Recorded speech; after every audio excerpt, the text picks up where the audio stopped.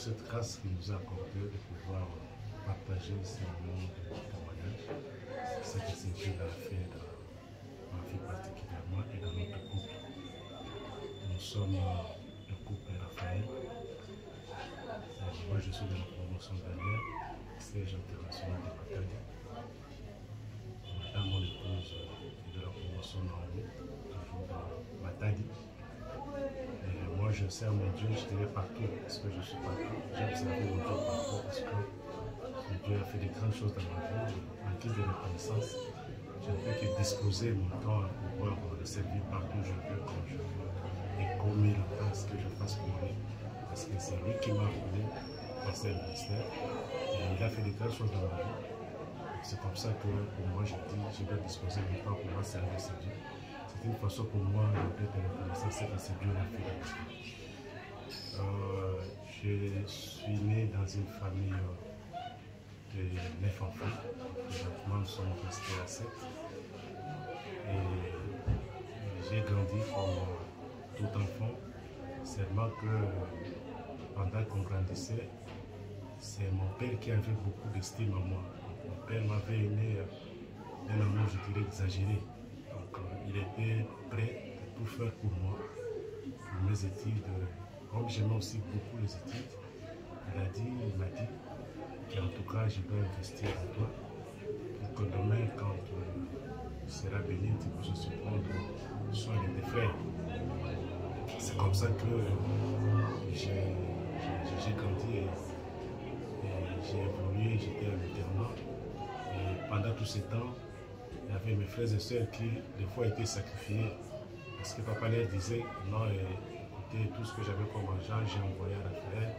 Parce que je suis en train d'investir en lui. Et il pourra aussi prendre soin de vous. Donc, ça crée aussi un esprit de rancœur envers mes frères et sœurs qui disaient que papa avait beaucoup d'amour en moi, s'occupait beaucoup plus de moi que les autres. C'est comme ça que j'ai continué et puis j'ai obtenu mon diplôme d'État. Et quand j'ai obtenu mon diplôme d'État, papa m'avait fait une promesse, il m'a dit, mon fils, tu vas étudier, tu vas aller, parce que là, j'ai grandi dans la province de Bamboudou, précisément, on était partout. Donc papa fut un agent de l'État. Il a presté presque dans tout Bamboudou, je dirais. Donc on était tout le temps en mutation, on était passé par là en mutation. Et quand j'ai obtenu mon diplôme d'État, papa m'a dit, non, tu vas aller à Kin.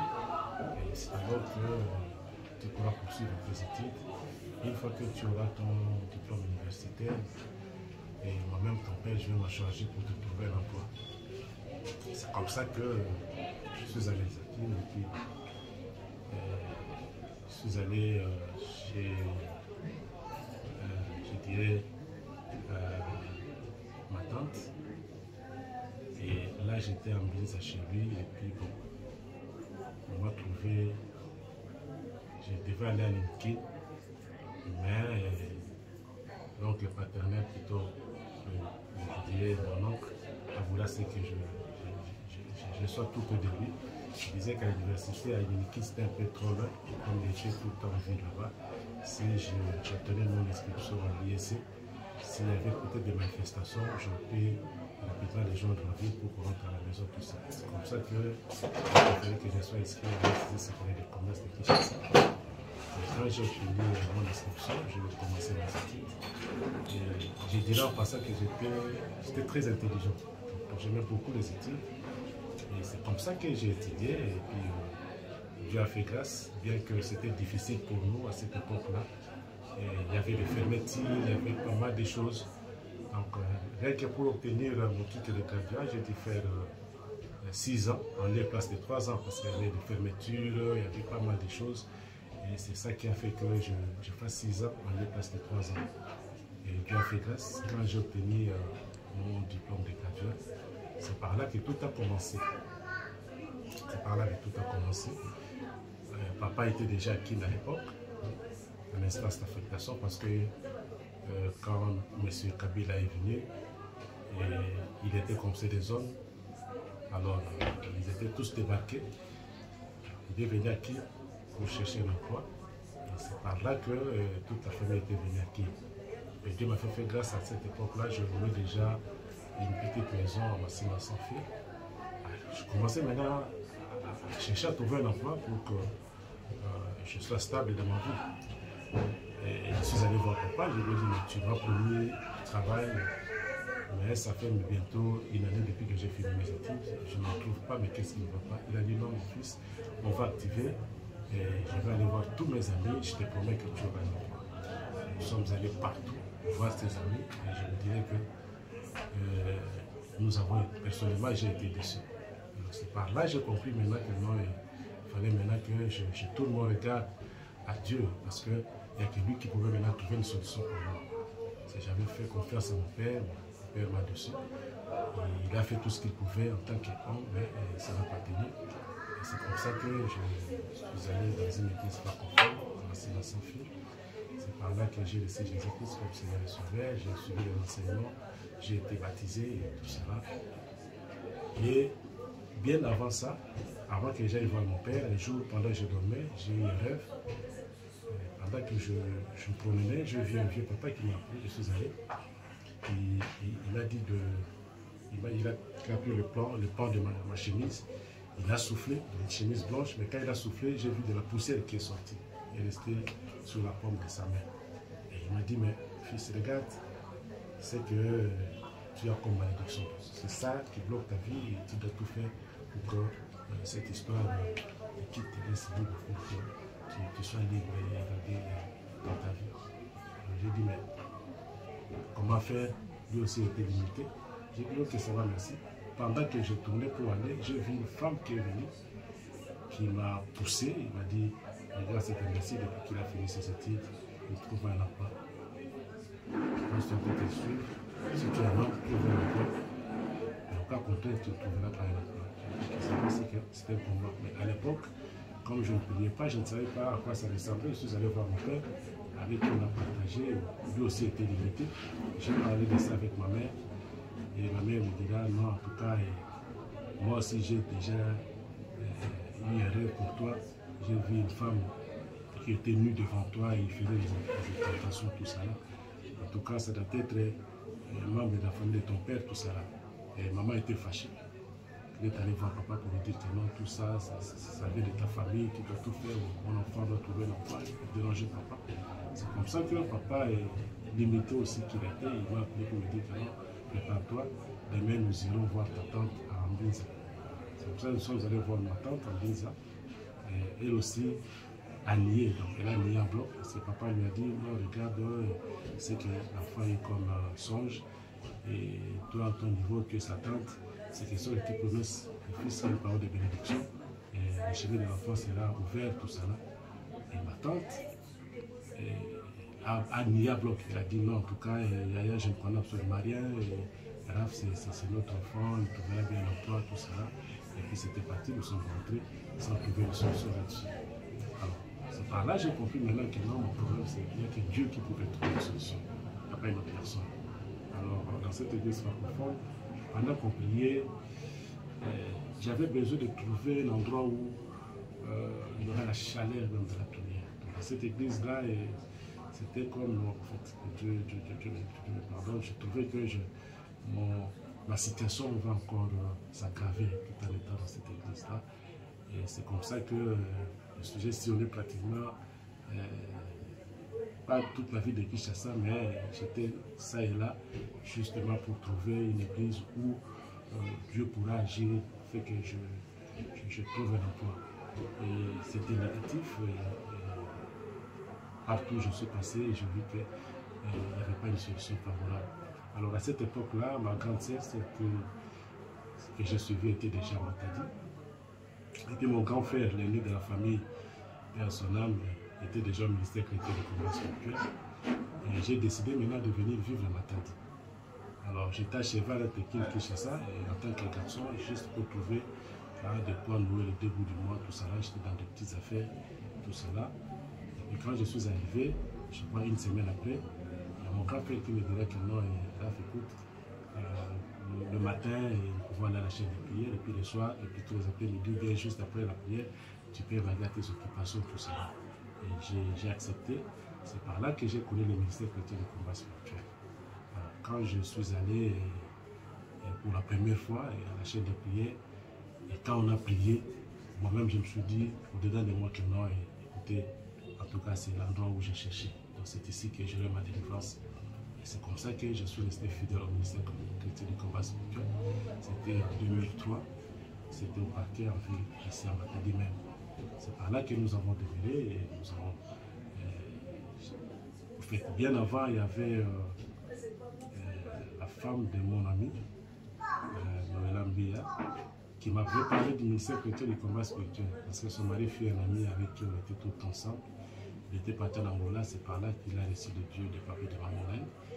Et par sa grâce, il a trouvé une voie pour aller en Europe. Et puis sa femme me trouvera un jour, toujours à qui il me dira, mais non, mais tu es en train de faire passer ton temps inutilement, écoute, ton ami a reçu de Dieu, des papiers de Mamolaine, lui, sa vie a changé. Et je t'ai cherché, mais pour ça, comme je t'ai dit, en tout cas, tu as tout fait une fois pour aller au ministère qui était du combat spirituel, chercher ta délivrance. Pour que ta situation aussi change, parce que tel que je te vois là, je trouve que rien ne va dans ta vie.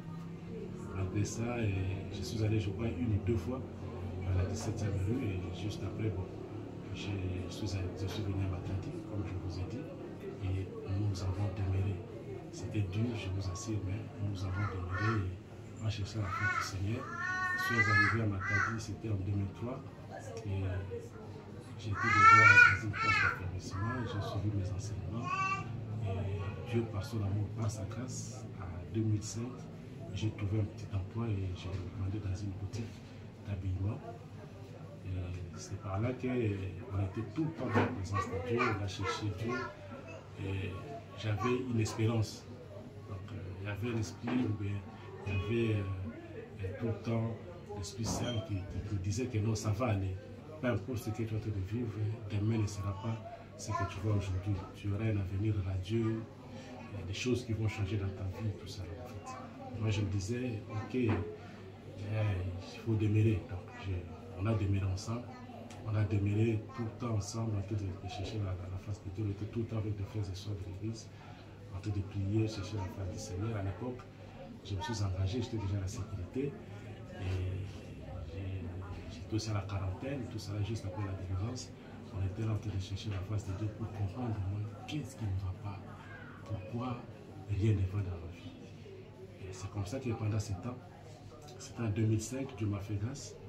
J'ai trouvé cette belle dame qui est à côté de moi, madame mon épouse. Et nous nous sommes aimés. À l'époque, j'habitais chez un frère avec qui on était tout le temps. Donc, il était le petit frère de mon patron, parce que là, je venais de cette boutique-là, on était tout le temps avec ces frères-là. Et puis, quand j'ai trouvé ma femme, elle me dit là, mais non, écoute,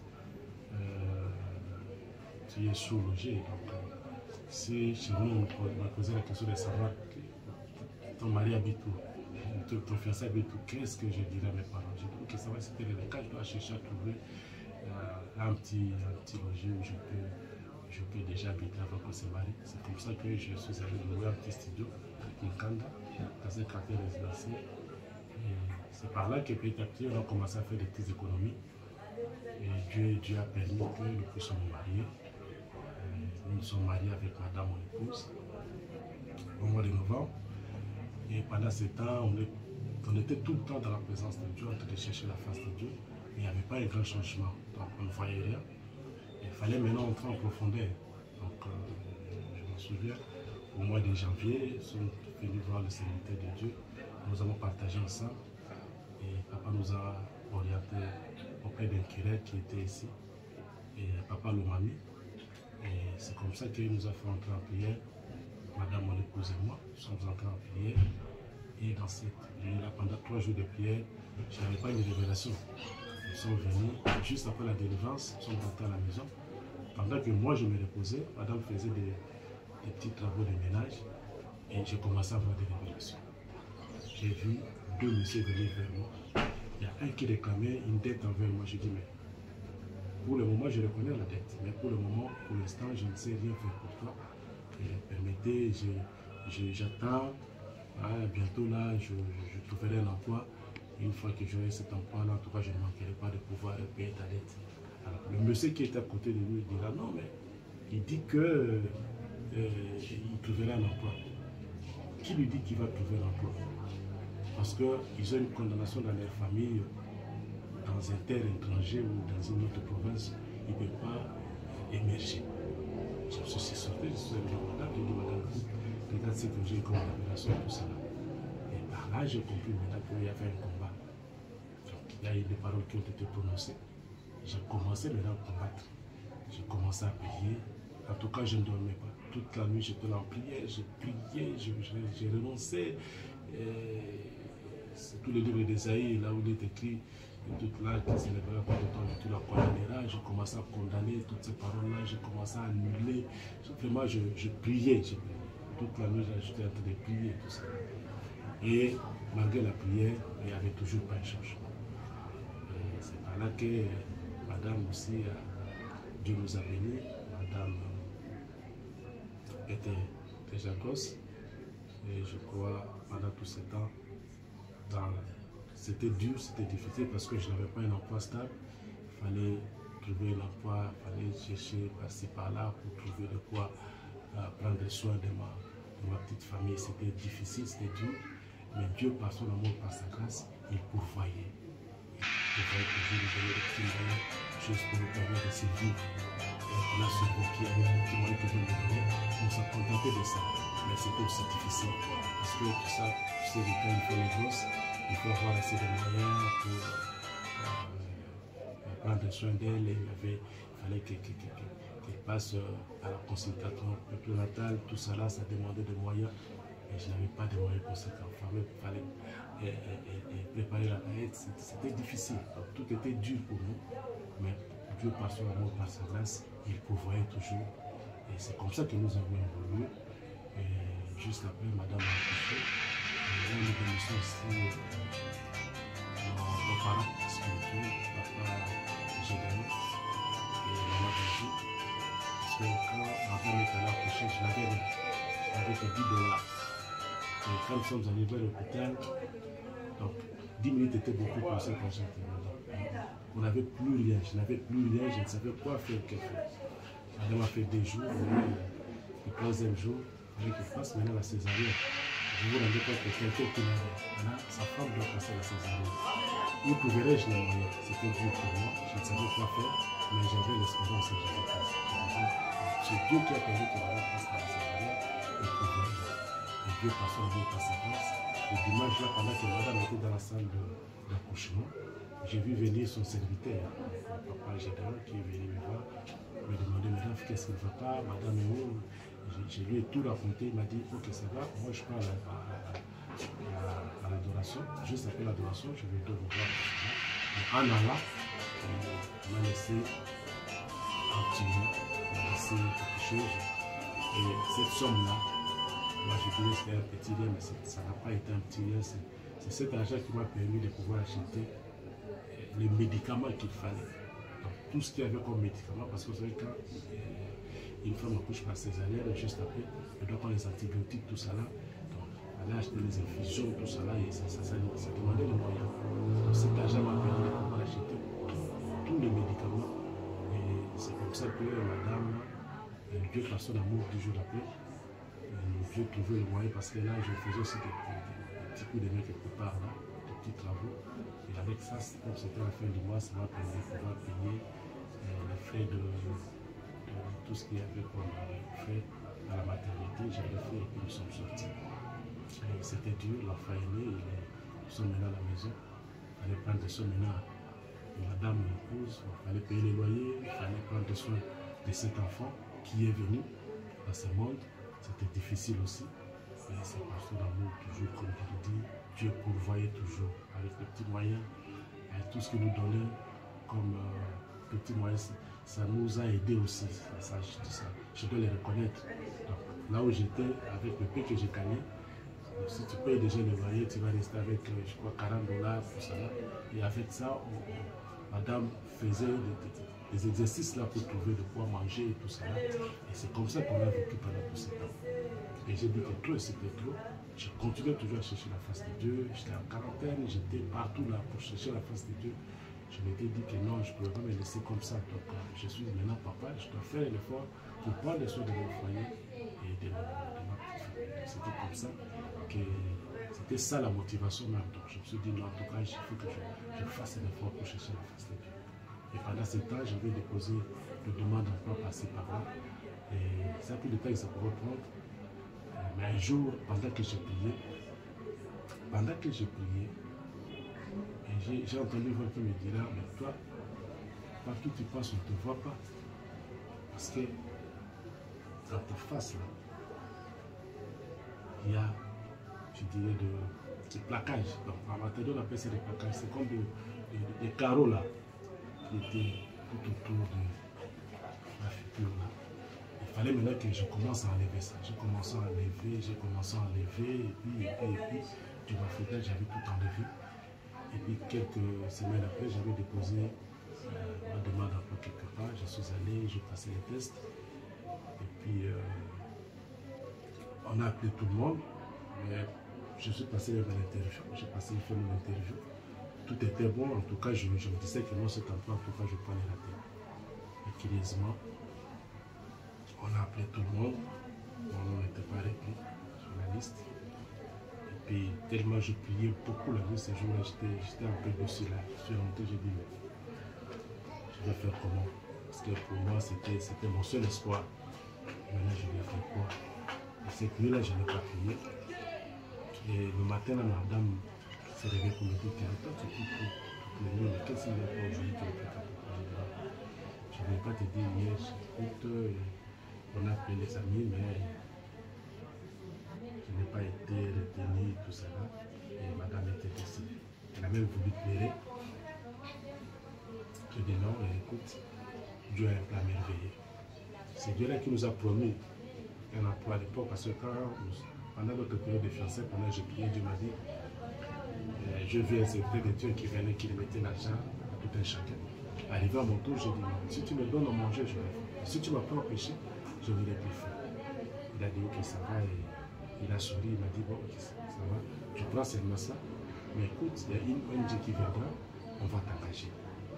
J'ai dit ok, ça va. Et à l'époque, le coup de main là que j'ai dit précédemment, c'était aussi dans une ONG. J'ai dit mais cette ONG, ce n'est pas l'ONG que Dieu a voulu que je travaille parce que ça existe déjà. Mais Dieu m'a dit, il y a une ONG qui viendra. Donc comme cette ONG existe déjà, donc j'attends cette ONG là qui viendra.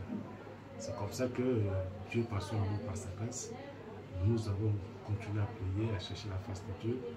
Et un jour, pendant que je dormais, à 5 h du matin, on est arrivé en face. C'est Raphaël Zamza, écoute, tu vois les tests là que tu as fait, ton nom était retenu, tu étais dans la liste des réserves.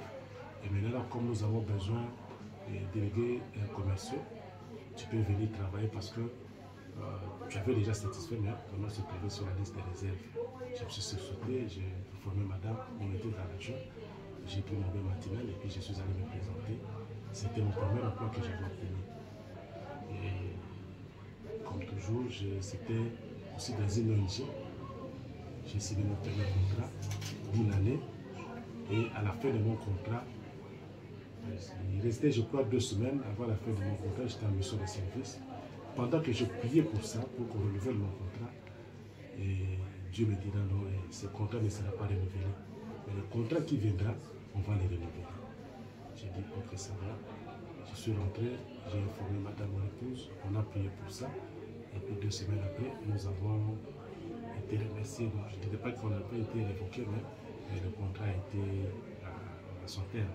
C'est comme ça que nous avons remercié Dieu. Et pendant ce temps-là, j'avais aussi tissé quelques connaissances avec d'autres amis. Il y a un ami qui est venu de Kin avec qui on devait partager les expériences par rapport au travail, tout cela. Et son contrat aussi avait pris fait pendant qu'il était aquí. Il m'a dit non, il y a une ONG qui est déjà ici à Kinshasa. Tu peux venir pour que nous puissions trouver notre dossier. Certainement, on pourra aussi nous engager. C'est comme ça que madame, mon épouse, notre fille Jérémy et moi, nous sommes à la Kin. l'époque, madame était déjà grosse, et notre deuxième enfant. Nous sommes allés à Kiel, et avec l'ami, nous sommes allés déposer le dossier. Dieu, par son amour, par sa grâce, on nous a dit, bon, en fait, si vous voulez travailler à Kiel, on vous appellera. Si vous voulez s'attendre à ce que certains gens viennent à Matadi, c'est par là que tu vas déposer ton dossier et puis tu vas passer le test. Si tu es satisfait, on va t'engager. Juste après, nous sommes rentrés à Matadi. C'était toujours difficile et on a continué à chercher la face de Dieu. Et puis au mois de le contrat avait pris fin au mois de septembre. Au mois d'octobre, nous étions à Kiel. Au mois de novembre, nous sommes rentrés à Matadi. Au mois de décembre, il y avait une ONG qui avait lancé un appel d'offres de comptable. Et je suis allé déposer mon dossier. Et Dieu m'a fait grâce. J'ai été retenu au poste de comptable provincial dans cette ONG-là. J'ai commencé le travail. C'était aussi difficile. Et j'ai fait ce qu'il fallait. Mais pendant tout ce temps, on était tout le temps en prière. On était tout le temps en prière pour chercher la face de Dieu. Et bien avant ça, avant que je trouve mon premier travail, je suis allé vite en besoin. Un jour, pendant que je priais la nuit, j'ai prié, juste après, comme toujours, j'avais le feu qui était là, je commençais à envoyer le feu par-ci, par-là, la personne qui était devant moi, personne qui ne veut pas que je réussisse dans ma vie, tout ça là. Pendant que je dormais, j'ai eu une révélation. J'ai entendu une voix audible qui me dit là, attends, regarde la personne qui ne veut pas assez que tu réussisses dans ta vie. Et puis j'étais là, je regardais. Et j'ai vu qui venait, j'ai vu cette tante-là, dont je parlais, qui habitait en Binza. Je l'ai vu venir, j'ai dit, en fait, c'était un général, j'ai dit, mais la salle au ligne, au Salamabou. Elle était là, nerveuse là, et puis elle tournait, elle est partie. J'ai dit, ok, je connais maintenant la personne, puis je ne veux pas ce que je gagne tout bon dans ma vie. Je commençais maintenant à payer, je commençais à citer son nom, je commençais à envoyer le feu. Vraiment, c'était des prières fortes. Toutes les nuits, j'étais en prière, je priais, des prières de combat vraiment sérieuses là. Et Dieu, par son amour, par sa grâce, un jour pendant que je dormais, j'ai vu un avion là, qui s'envolait. Et puis cet avion a commencé à voler, et puis cet avion a fait un crash. Et l'avion a commencé à se brûler, tout ça là. Et puis, pendant que moi, je prenais une route là pour aller chez moi, j'ai vu maintenant une maison où la toiture était brûlée. La maison était brûlée complètement. Et j'ai vu une dame en train de pleurer. Tout ça là, j'ai dit, oh, qu'est-ce qu'il ne faut pas? J'ai réveillé madame pour lui dire, tiens, madame, écoute, regarde ce que j'ai comme révélation. On a compris que c'était déjà une victoire. Et puis on a commencé à prier, continuer à prier. Et puis, comme je vous ai dit, j'ai trouvé mon premier emploi et juste après, le deuxième emploi est venu. Et je crois arriver au 7e mois de cet emploi. Cet ONG-là, que nous sommes allés déposer le dossier est venu à Matadi, s'installer à Matadi. Moi, je ne savais pas et j'ai laissé un coup de fil de l'ami dont je vous ai parlé, qui était déjà qui me dit non, on est venu déjà installer le bureau à Matadi, tout ça là, va déposer ton dossier et tout ça. Alors, je suis allé en banque parce que j'avais une course à faire en banque. Je suis allé en banque, juste après, je suis venu déposer mon dossier. Et quand j'ai déposé mon dossier, je vis là, le monsieur qui avait reçu mon dossier à Kinshasa. Il m'a vu, il m'a dit, mais c'est toi que j'avais vu à Kiel. J'ai dit, oui, c'est bien. Ok, mais maintenant là, qu'est-ce que tu fais? J'ai dit, non, mais je suis comptable provincial dans une ONG de la place. Il me dit, là, mais oui, mais c'est ça les candidats que nous cherchons. J'ai reçu les candidatures de tout un chacun. Je ne voyais pas qui confier ces postes. Mais je crois que toi, en tant que comptable, déjà, tu travailles dans une ONG. En tout cas, tu vas me faciliter la tâche. Mais toutefois, tu dois passer par un test. J'ai dit, ok, ça va bien, merci. Ok, amène-moi ton dossier. Comme ça, demain, tu pourras passer au bureau ici pour passer pour l'interview. J'ai dit, ok, ça va, je passais. Et puis, les jours suivants, je suis arrivé, je passais mon interview. Et à la fin de mon interview, il m'a dit, écoute, je dois te dire, tu as quel type de contrat où tu travailles? Il dit, j'ai un contrat de durée déterminée. Il dit là, ok, ça va. Et au moment où je te parle, là, tu vas déposer ta démission. Parce que dans 2 jours, tu vas commencer le travail ici chez nous. Je suis rentré, j'ai fait rapport à madame mon épouse, qui est mon amie de tout le temps. Et ensemble, nous avons prié, nous avons glorifié Dieu. Et j'ai dit à madame, je ne peux pas démissionner comme ça. Aussi longtemps qu'on ne m'a pas encore appelé, il faut que j'attende à 7 heures qu'on m'appelle pour déposer ma démission. Et c'est comme ça que il s'est arrivé que ça a pris le temps que ça pouvait prendre. Et pendant ce temps, Pasteur Tchiboulou est venu pour un séminaire de 7 jours. Et nous avons suivi ce séminaire de 7 jours. Il y avait un appel de fonds. Et nous, on n'avait rien. On avait pratiquement rien. On avait pratiquement rien pour rien. Et Dieu personne ne montre par sa grâce. Madame l'épouse me dira non, tu peux aller voir ton chef. Et il va t'empêter quelque chose. Avec ça, nous allons s'aimer. Et quand on va peut-être à la fin du mois, nous allons remettre cette argent. J'ai dit, ok, ça pose un problème. Je suis allé voir mon chef, je parlais avec lui évidemment. Ça me pose aucun problème. Je vais t'apprendre ça à la fin du mois qu'on va payer. J'ai dit, ok, ça va. C'est ce qui a été fait. Et puis, nous avons déposé notre engagement sur l'autel de Dieu. Et le pasteur Tchiboulou a fait une forte prière. Juste après, c'était le jour de la clôture de ce séminaire. Pendant que les gens sortaient, ils disaient non, ne partez pas encore parce qu'il y a des paroles que je vais prononcer, cela va se réaliser dans la vie de chacun.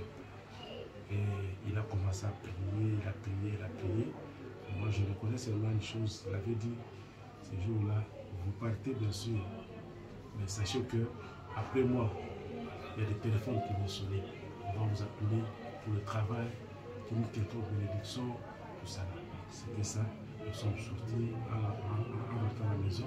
Notre enfant qui n'avait que 2 ans et 2 mois commençait à chanter comme ça. Et dans le pays des temps, ça va changer. Et puis en fait, nous sommes entrés dans le bain de cette chanson. C'est comme ça que nous sommes arrivés à la maison.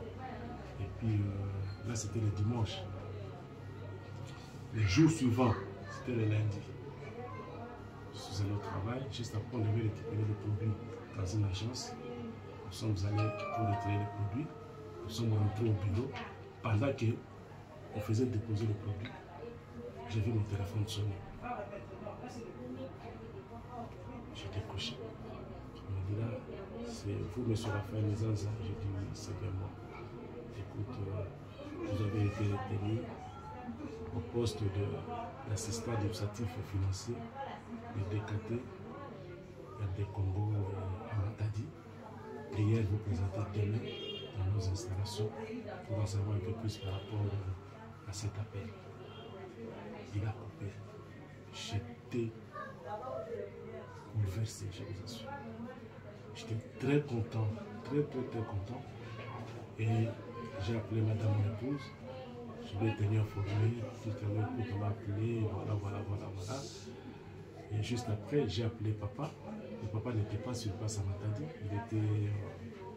Il allait déjà à 15 justement pour déposer le pasteur Tchiboulou. Il m'a dit, ok, Raf, tu dois prier pour ça. Il m'a donné déjà l'impression de ce que je devais faire.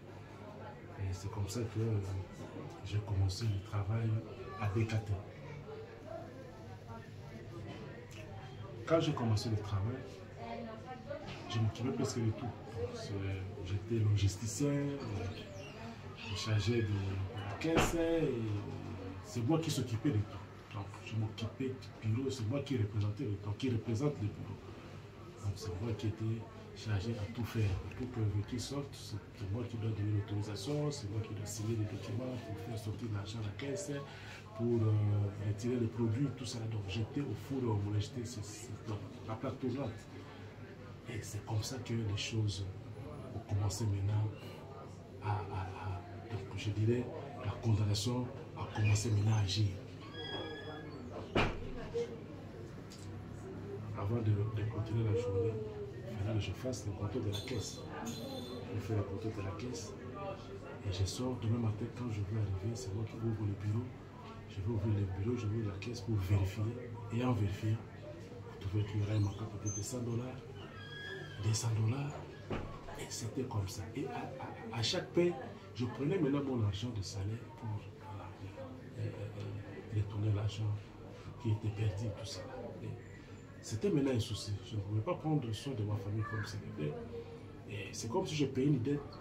Je n'arrivais pas à comprendre qu'est-ce qui n'allait pas. Je me posais la question de savoir mais pourquoi toutes ces histoires doivent m'arriver comme ça. Et c'était tellement... C'était presque chaque mois. Alors cette fois-là, un jour, je comptais. C'était un manquant, je crois, de $500. C'était juste à la paix, j'ai pris les $500, j'ai retourné à la caisse. Aujourd'hui, là, les jours suivants, j'ai vérifié, il y a $400 qui manquaient. Je dis, mais en tout cas, tout c'est tout. J'ai tout remboursé. Si vous allez voir papa, je lui dis, papa, non, tout c'est tout. J'ai longtemps gardé cette histoire, en tout cas, je dois vous relater la vérité. Regarde ce qui m'arrive au travail, regarde. Je me dis là, bref, laisse ta maison. Laisse tes enfants pour un certain temps, ta femme aussi. Viens entrer en prière ici à l'église. C'est comme ça que j'ai obéi à avoir dans l'ordre de Dieu. Je suis venu entrer en prière à l'église, je suis enfermé. J'ai commencé à chercher la face de Dieu. Je commençais à chercher la face de Dieu. Et ça, pour le temps que ça pouvait prendre, notre Dieu agit au temps voulu par lui. Je ne peux pas forcer sa main. J'attendais le temps voulu par Dieu. Et c'est comme ça qu'un jour, pendant que je dormais, j'ai eu une révélation. Mon père fit comme ça des hommes dans notre territoire d'origine. Et une fois, je suis allé là-bas pendant que j'étais à l'IEC. Je suis allé en congé là-bas. Et cette fois-là, je le vois dans notre territoire d'origine. Leur maison, ils ont une parcelle dans ce territoire-là. Je suis près de ce territoire, je suis allé là-bas. C'est comme si je me dirigeais vers leur maison. Arrivé là-bas, j'ai vu qu'on construisait une très grande maison. Je dis, mais qui est celui qui va te construire une très grande maison comme ça? J'ai posé la question aux gens qui étaient là. Allez tourner comme ça, le monsieur qui construit la maison est de l'autre côté là-bas. C'est comme ça que je suis allé là-bas. En arrivant là-bas, j'ai vu mon père allongé sur une chaise longue, en train de balancer ses pieds, tout ça là. Je dis, tout l'argent que moi je perds là au bureau, c'est avec ça que mon père est en train de construire la maison ici. Il était là en train de rire, c'est comme s'il était, vraiment il était à l'aise, et puis pour lui, il disait, mais en fait, c'est comme s'il récupérait tout ce qu'il a investi avant, moi je ne savais pas. Et tout ce qu'il faisait sur moi, c'était pour payer un jour, donc je ne savais pas. C'est comme ça que j'ai dû payer sa dette. Et la nuit là, j'ai appelé papa. J'ai tremblé là, j'ai dit, papa, regarde ce que j'ai comme révélation. Papa me dit là, tout ce qui est condamné, tout ce qui est révélé est condamné. Continue à prier, on va se voir demain matin. Je vais encore te donner d'autres orientations, tout ça là. Et le matin arriva, à 6 h du matin, je reçois les coups de fil de papa. Bref, je sais que tu es au courant de tout. Mais sache que moi, je n'abandonnerai pas. Moi, je n'abandonnerai pas. Je vais te suivre. Je vais récupérer tous ces dons. J'ai besoin de tout. C'était dur. J'ai appelé papa. Je lui ai dit, papa Cordon, regarde ce qu'il y a eu.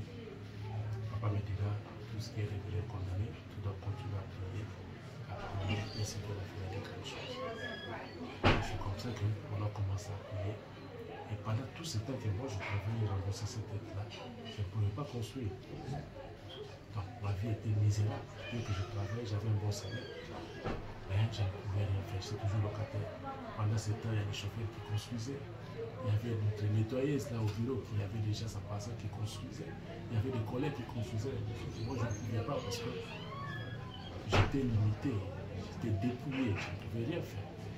Et c'est comme ça que quand j'ai eu cette révélation, Dieu est Dieu et il sait faire des choses en son temps. Et c'est comme ça, juste après cette révélation, j'ai commencé à avoir clair dans ma vie. Et j'ai renoncé, j'ai commencé à prier, j'ai prié. Et Dieu, par son amour, a fait grâce. Et tout ce qui semblait difficile commençait à devenir facile. Moi qui ne savais pas construire, Dieu a permis que nous puissions construire une maison. Donc, je ne suis plus locataire au moment où je vous parle. Je ne suis plus locataire. Je suis chez moi. Et Dieu nous a surpris. Dieu a fait de grandes choses dans notre couple. Vraiment de grandes choses. Nous qui, autrefois, venions à l'église à pied, Dieu a permis que nous ayons de quoi la moyen de déplacement. Vraiment, tout ce qui était difficile est devenu facile. Et tout ça, c'est à cause de ce Dieu. Ce Dieu est bon, ce Dieu est fidèle, ce Dieu est merveilleux. Et je dirais, j'ai toujours dit, et je le redirai encore, pour tous ceux qui ne croient pas que le Dieu de Papa Olangi agisse, je vous assure, mon témoignage ne vous fortifie. C'est Dieu agit d'une manière, je dirais, je ne sais même pas comment le qualifier, d'une manière extraordinaire. Des fois, quand je me regarde, quand je me vois, je me dis, est-ce que c'est moi ou c'est pas moi? Parce qu'on vit des moments difficiles que nous avons passés. Madame, mon épouse, nos enfants et moi, je dirais, ce que nous sommes en train de vivre aujourd'hui. Ne répète même pas l'image de ce qu'on a vécu il y a de cela 15 ans passés. Dieu a changé notre vie, Dieu a bouleversé notre histoire, Dieu a fait des choses grandioses dans notre couple. Et nous continuons toujours à chercher la force de ce Dieu-là parce que le ministère chrétien nous a toujours dit la délivrance d'un processus. Donc, je ne dirais pas que nous sommes arrivés là. Il y a encore des choses qui me dérangent. Il y a encore des problèmes qui, jusque-là, ne cessent de nous tourmenter. Mais nous savons que c'est Dieu-là qui nous a donné la victoire. Ce Dieu-là est encore capable de pouvoir nous donner encore une seconde victoire et pouvoir nous bénir davantage, de pouvoir ouvrir les portes qui ont été fermées. Et je sais que les grandes choses sont à venir.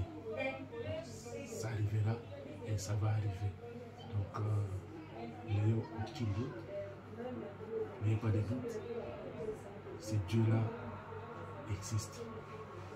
Ce Dieu-là agit. C'est Dieu-là qui agit dans notre couple.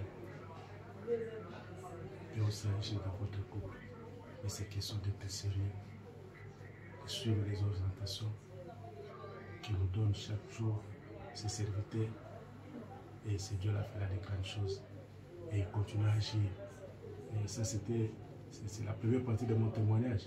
Je ne dirais pas que c'est tout, non. C'est pas tout.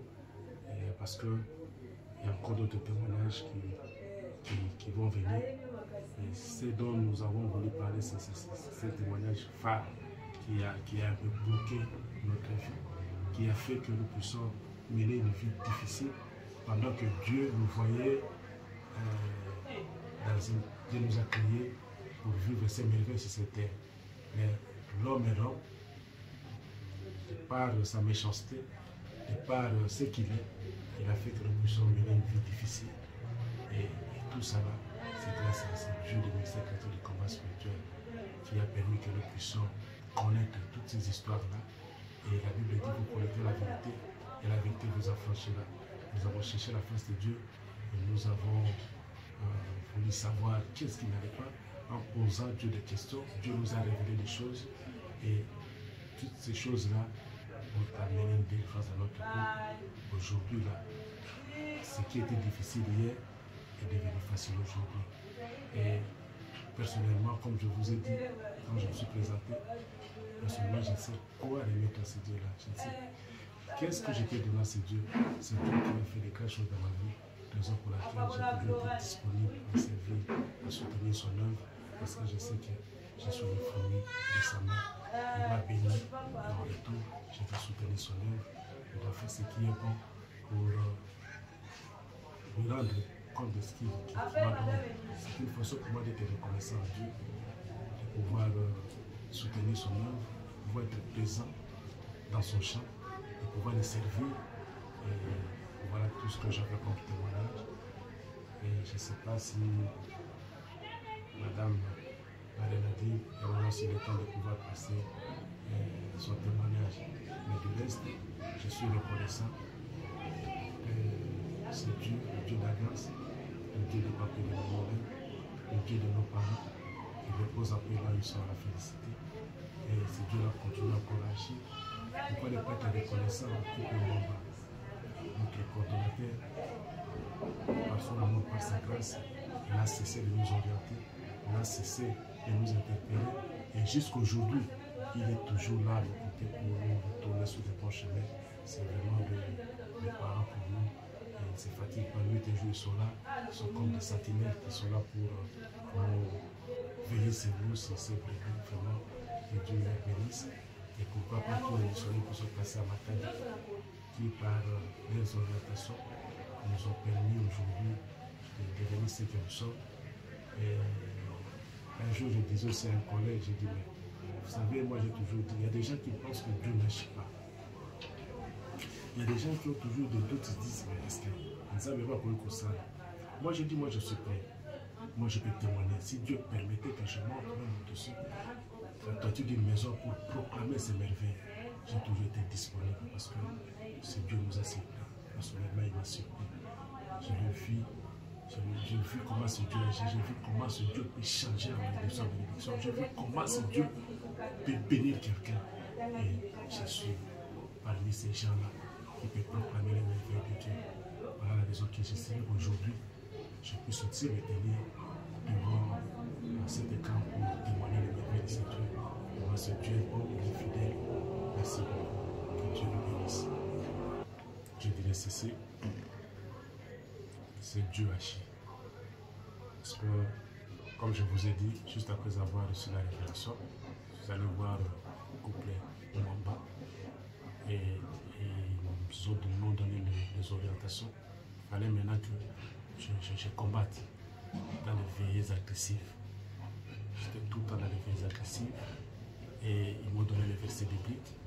Avec ces versets bibliques-là que je m'appliquais toutes les nuits. Même si je ne suis pas à la veille de prière, même chez moi à la maison, je faisais ma veillée personnelle, je priais, j'ai renoncé. Vraiment, je vous assure. Vous savez, quand Dieu agit, des fois vous allez. Il ne peut peut-être pas vous donner une révélation. Ça peut faire 2 ou 3 mois comme ça, vous voyez que la chose que tu voyais souvent, tu ne la vois plus. Donc c'est ce qui m'est arrivé. Et quand Dieu agit, j'ai commencé maintenant à trouver clair dans ma vie. L'argent qui s'est perdu dans le coffre-fort ne se perdait plus. Et moi qui étais tout le temps en train de payer des dettes là que je ne savais pas, je ne pouvais même plus payer des dettes. Donc je devais maintenant commencer à faire mes économies pour pouvoir trouver un terrain pour construire. Donc comme je vous ai dit, tout ce qui était difficile était devenu facile dans ce sens que l'argent que je perdais, je ne le perdais plus. Donc cet argent a commencé maintenant à me permettre de pouvoir faire mes économies. Et puis ça n'a pas pris du temps pour que j'achète aussi un terrain. J'ai acheté un terrain, j'ai construit. Et aujourd'hui je suis chez moi. Moi qui hier étais locataire, aujourd'hui je suis chez moi. Donc c'est grâce au conseil des serviteurs de Dieu. Donc vous qui venez au ministère, je vous assure, ne perdez pas votre temps inutile. Si tu as un problème, allez voir la personne qui est censée te donner la solution. C'est la personne qui est censée te donner la solution, c'est Jésus-Christ. Mais il agit de par ses serviteurs. Il faut aller voir les serviteurs qui sont ici. Pose ton problème aux serviteurs, ils vont t'orienter. Toi, tu dois seulement obéir. Si tu obéis aux voix des serviteurs de Dieu, tu verras la main de Dieu. Ce que tu trouves difficile aujourd'hui, si tu t'appliques, si tu vois les serviteurs de Dieu, ils t'orientent, tu t'appliques et je te dis que tu auras une solution. Ces problèmes-là n'est rien. Moi qui vous parle hier, je n'avais rien. Je ne pouvais même pas m'acheter ne fût-ce qu'une veste ou une paire de chaussures. J'étais condamné. Et il faisait ça pour que je puisse perdre mon travail. Vous voyez? Mais Dieu, par son amour, par sa grâce, aujourd'hui, là, je suis même plus assistant administratif et financier.